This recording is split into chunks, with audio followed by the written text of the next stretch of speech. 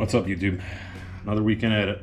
So we're gonna do the pasture side cowl piece this time. So you'll have to excuse the light in the garage here. I've got that ballast keeps going in and out. I don't even want to start dicking around with it. But here's the pasture side. You can see a little bit more rust here.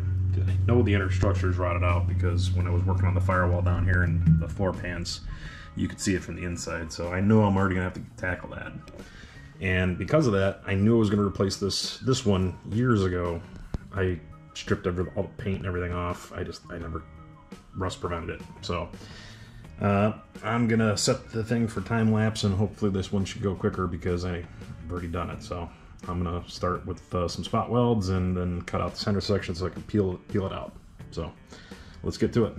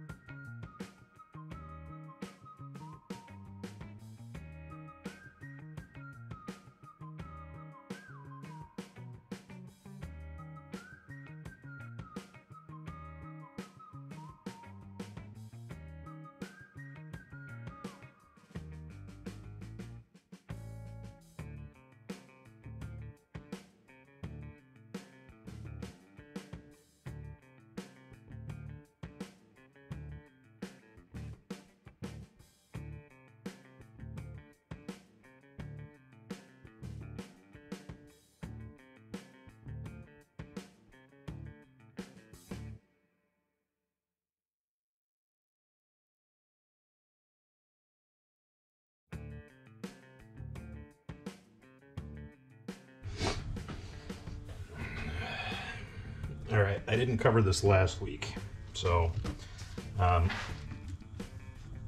when I made the patch for the driver's side, so I figured I'd give you guys a little more than just a time lapse of me creating the patch, because it isn't just super easy. So first off, I'm running out of metal. So this is actually a piece of what was left over from when I did my quarter panels. So I had just enough. So hopefully I don't screw it up, because if I do, I'm SOL. So this is where I got to create the bend, and you can see it's not straight, right? That whole inner cowl section is not straight, so you can't bend something. You can't bend metal when it's not straight with a brake. At least I don't know how to. So don't mind me while I muscle this thing back in here. Oh. Really need to get these things set up in a lot better fashion. Aren't you guys just so tired of seeing my backside? So what I've got here is a tipping die on a rubber wheel, so that and of course I didn't loosen that up. And if you caught it in the time lapse from last week, you run it through a couple times and it puts the bend in the metal in a curved manner. And if I had a damn helmet mount or hat mount, I'd actually show you the other view of this. So I gotta wear gloves because this piece of metal's sharp, and I haven't hit it with the bench grinder yet to deburr it.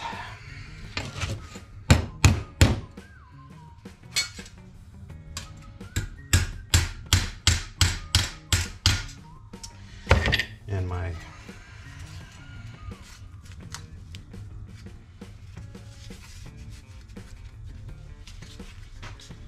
cutting tool over there, I can't remember the name of it off the top of my head. Use a little flange or curve on the end of it, so I had to deburr that for a second. So what I do here is I just finger tighten this and run it through real quick to start the bends. And this really sucks doing this without a motorized crank. One of these days I'll buy that upgrade to use a foot operation for this. Okay, so as you can see, it already started. Of course this has worked, but it just slightly started to curve it. We got to run this through here like 3 or 4 times.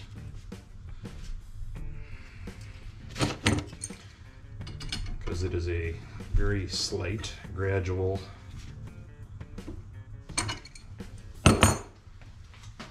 bend.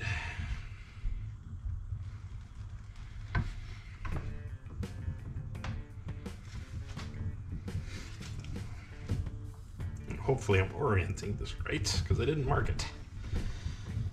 This is what happens when I'm in the zone and I'm just wanting to get it done, knock it out.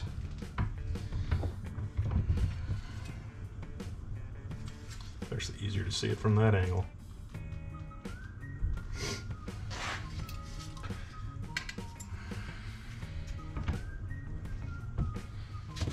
And we're gonna add another turn to it.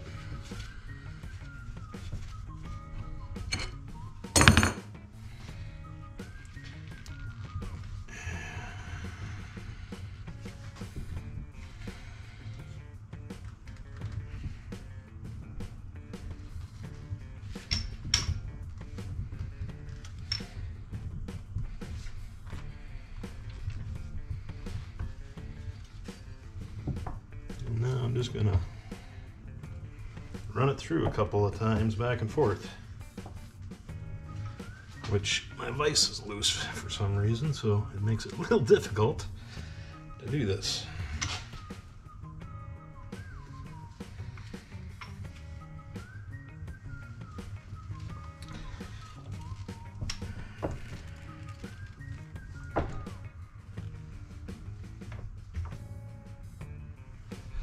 I've been procrastinating doing some of these upgrades to the garage, you know, fixing the lights, making a quick change where I don't have to dick around with this vise.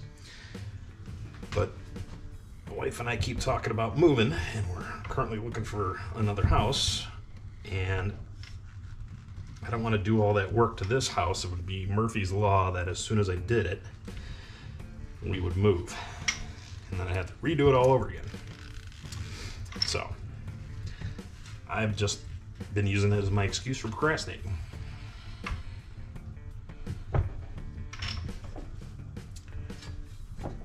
But if you want to know what I'm planning on doing, is making a tongue for this that bolts to this so that I can just set it in a vise. And what I'll do is I'll have a detachable vise with a trailer hitch, 2x3 tube I think is what it is, so that I can just slide things into it, throw the hitch pin in it, and it's locked in place. And then I'll be able to do that for this, for my shrinker stretchers.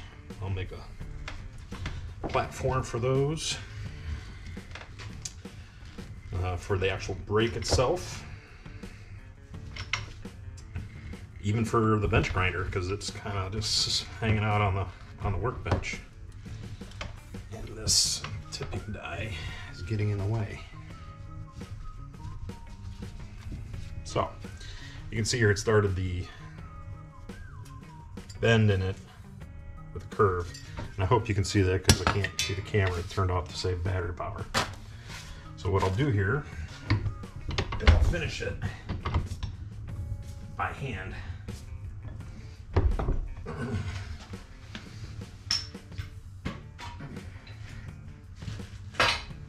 Oof, that thing's heavy.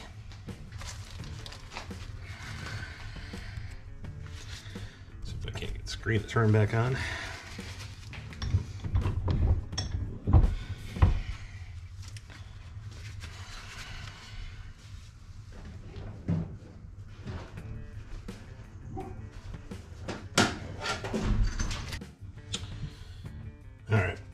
sorry, I was interrupted there. So I don't remember where I was at or what I was talking about. But we're just going to continue on real quick. So what I'm going to do here is I'm going to use my vise as a bit of a brake. So the piece is not in here tight. All I'm going to do is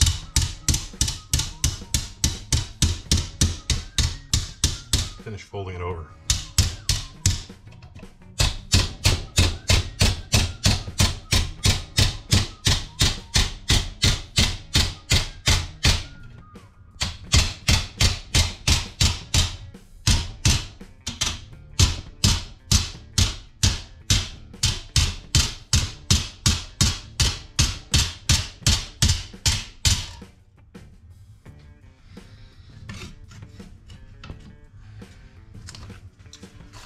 Put my gloves back on.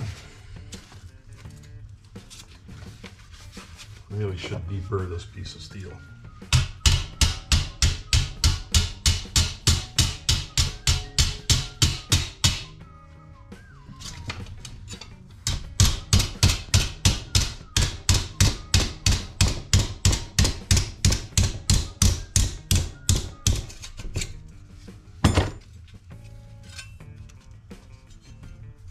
Okay, so it ain't pretty, but it'll work for what I'm trying to do. Again, I'm just making a brace, not actually making something pretty.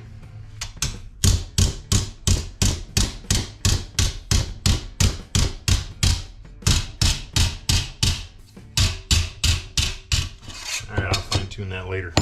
So, squirrel moment. Okay, so now I already screwed this up because during my little interruption, I went and I checked. I was supposed to make the fold on this side, but I did the same mistake on the other side. That's the problem with metalworking some of these things, is you have to remember your orientation. And when you make your bends, or what I'm about to do is put it in the shrinker, excuse me.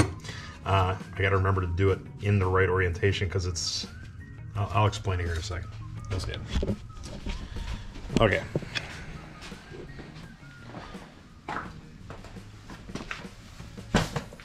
This will still work for if I get the shrink right. Okay.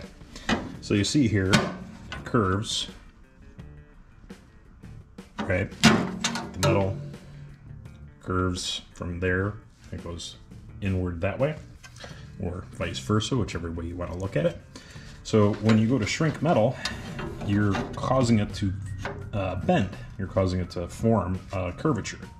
So in order to get it to curve, say this way or this way, right? You actually shrink the top piece of the metal, right? So I got to remember that. I got to shrink. You can't do this with two hands holding it. I got to shrink. Look for my right finger here. I got to shrink this side of it. So I'm going to put the camera down so I can do that, and mark where I want the shrinks to start and how much of a shrink I want. So, 1 second. And again, I got to swap shit in the vise. My blue one is the shrinker. And I have to use this vise because the other one, it's got too deep of a throat, and I'll give it a little more room here. I can't press down on it.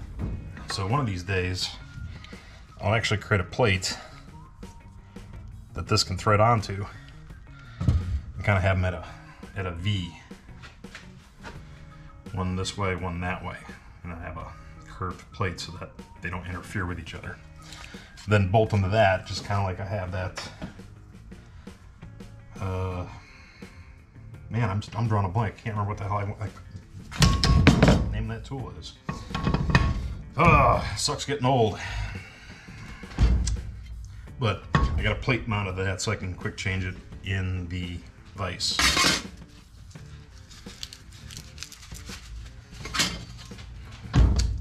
Okay, so there's my marks right? Kind of gives me a visualization of when I need to shrink. I'm gonna start on the small side first. Just kind of slide it in there. Now this isn't foot operated. I know a couple of YouTube guys have made videos on how to make them foot operated. I might do that one of these days, who knows. But how it works is you just kind of get it in there, and instead of just using your muscle and pushing down, you kind of slap it. And I can tell already it started to curve it. And I don't want to do too much, because if I do, then I've got to straighten it out with the stretcher, and I don't want to do that. So I'm going to start on this side, and it always works best if you try to shrink towards the actual edge here, not deep into it. Sometimes you do because of how thick the piece you're working with is, but I'm going to go right about middle.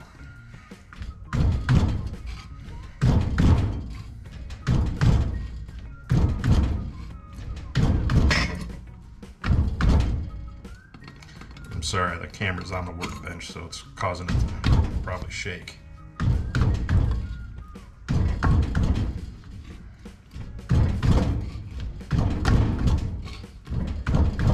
I know from doing the other side,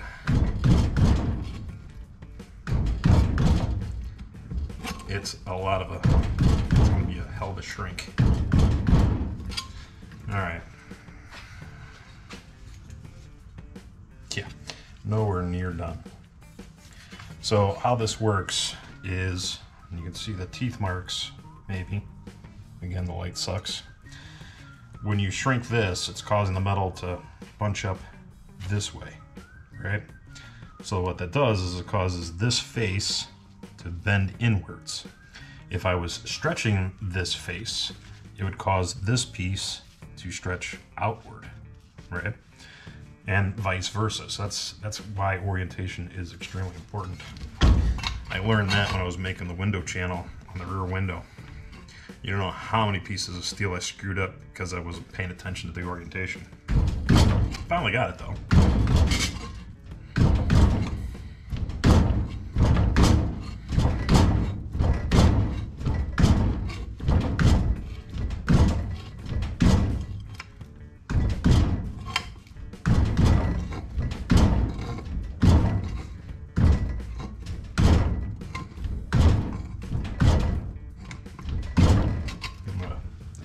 Check it real quick, but you can kind of maybe see it.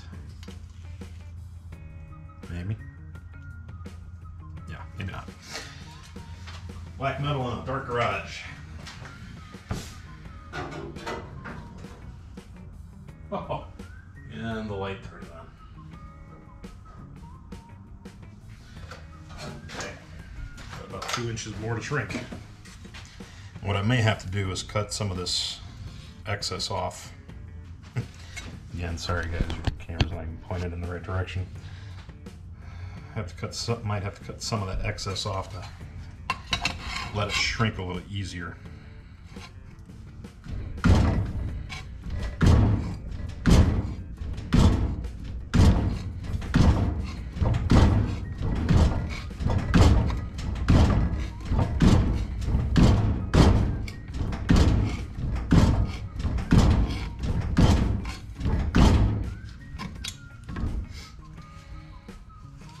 Yeah,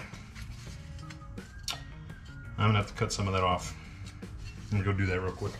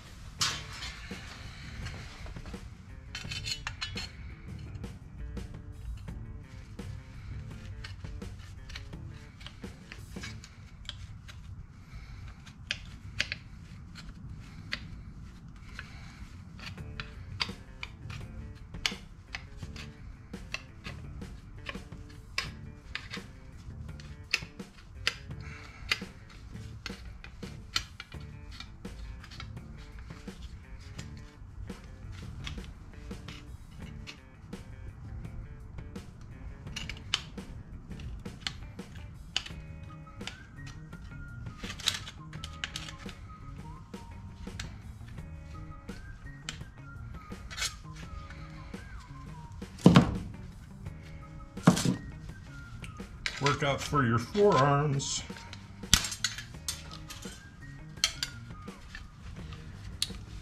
That should allow me to shrink that a little easier.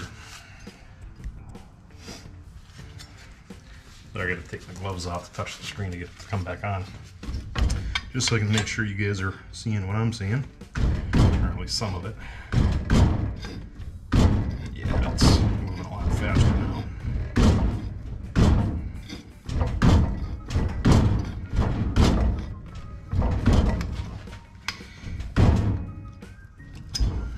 Go check that.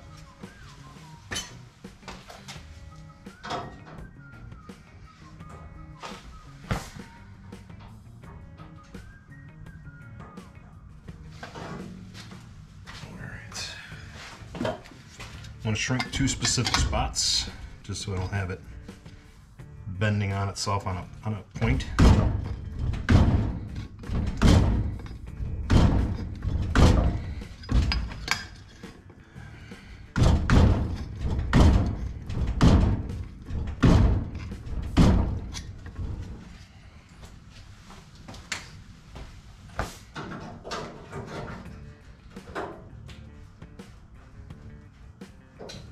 And the leg comes up.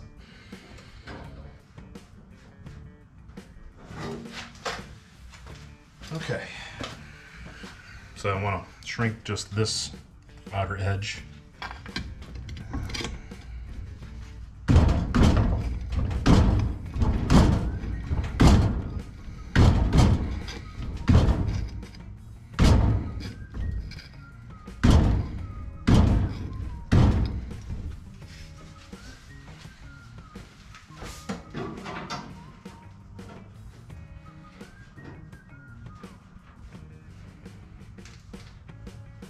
I went a little too far.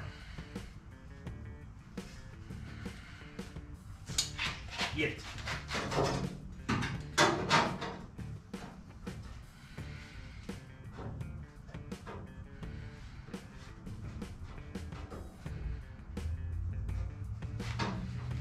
Yep, went too far. Should have checked it. A little slower. Crept up on it more. Thankfully, this is not that much of a pain in the ass to swap in and out. I know where my excess shrink is. It's right on the edge.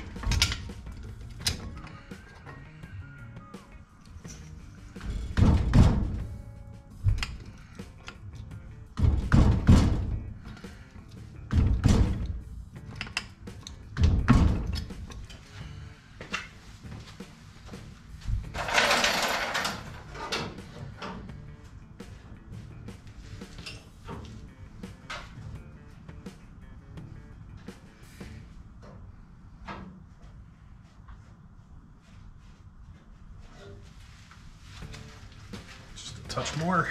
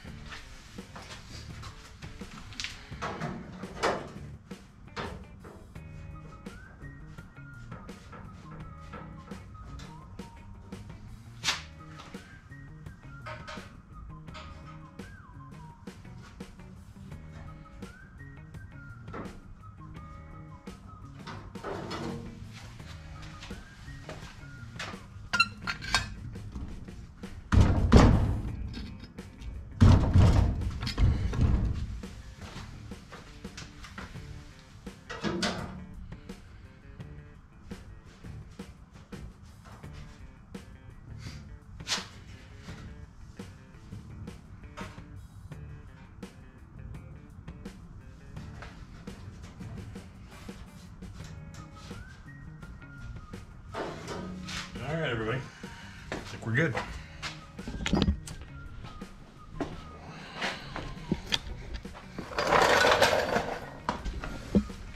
So you can see the final results, hopefully.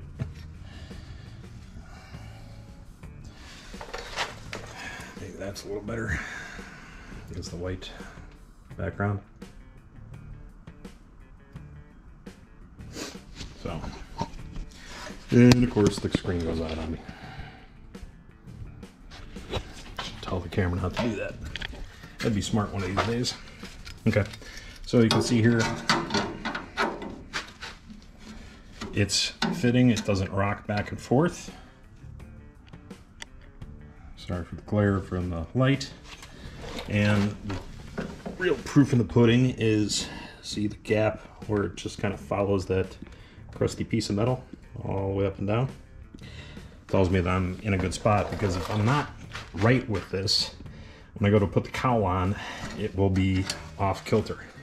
So what I'm going to do now, and I won't bore you with this, I'm just going to clean this piece of metal up, get it all prepped for welding, and I'll just hit the time lapse when I go to weld it on and start fitting the cowl panel. So.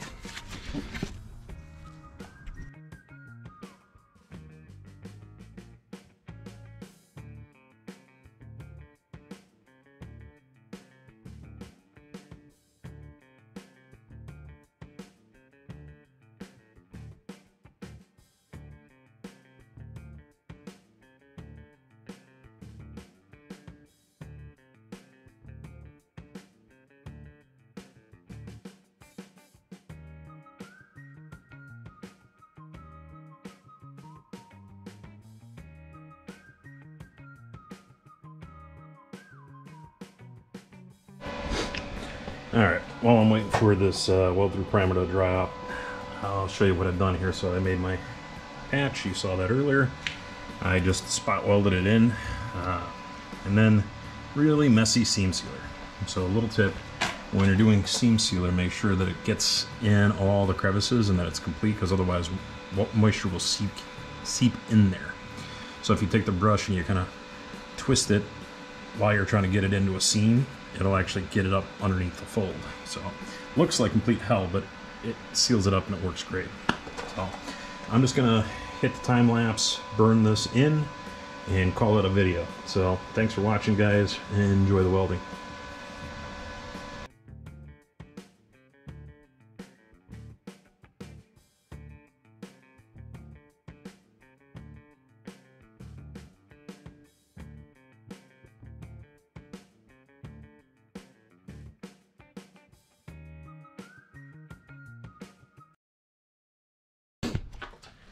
And just like that, I'm out of shielding gas. Wah, wah, wah.